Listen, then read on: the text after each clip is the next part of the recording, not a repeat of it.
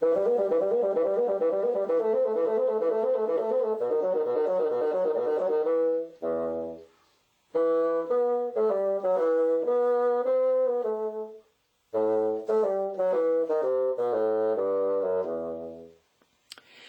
now we're ready to put our bassoon away. Never lay your bassoon down flat. The bassoon should either be in your hands or in the case. Bassoons are expensive instruments. Even a lesser expensive instrument like this one out of polypropylene will still be several thousands of dollars in cost. So you want to be sure to take care of your bassoon very well. So the first thing I do with the bassoon is I take the bassoon apart in the opposite order that I put it together. So the first off comes the bell, goes right in. Next, I unhook the pin up here and take off the long joint. I'm holding it up here to twist it like this, and then taking it out, putting that in. None of the water gets in these two joints. All of the water is in the tenor joint, going down from where the bocal was all the way down into the boot joint. And often there will be water that collects here, so you want to make sure that you keep this up and down, up so it doesn't move the water into any of the pads. Okay, at this point then, holding the bassoon in a place that won't damage the keys, holding the wing joint up here, I pull out the wing joint and I gently set that in the case. We will swab that out later.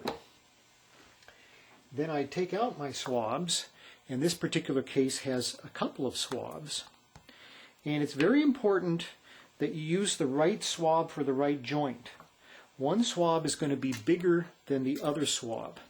The bassoon is a conical bore instrument, which means that coming down from the bocal, coming down from the reed, the bore gets gradually bigger and bigger. And you can see it's a smaller bore here, and as it comes out the other end, it gets to be bigger.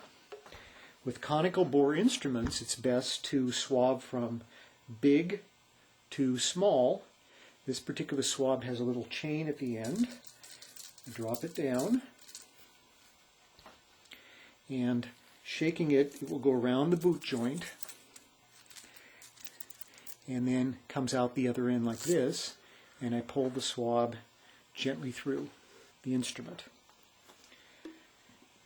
Okay, that joint then goes here, and then last of all I take the swab for the tenor joint. Again, I go through the biggest hole first. The biggest hole is the opposite end of the bocal, and I drop down the swab,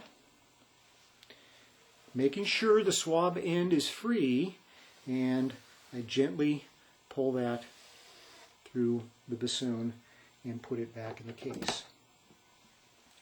The swabs then can be folded up and then stowed away, and the other elements stowed away in the case as well. And there we are. Thank you for viewing this video. If you're interested in more information, I've written an article titled Teaching the Beginning Bassoonist. This is available on the website of the International Double Reed Society, and you can get the information on this article, the link on this article, as well as some other information by visiting the website toreed.net. Thank you.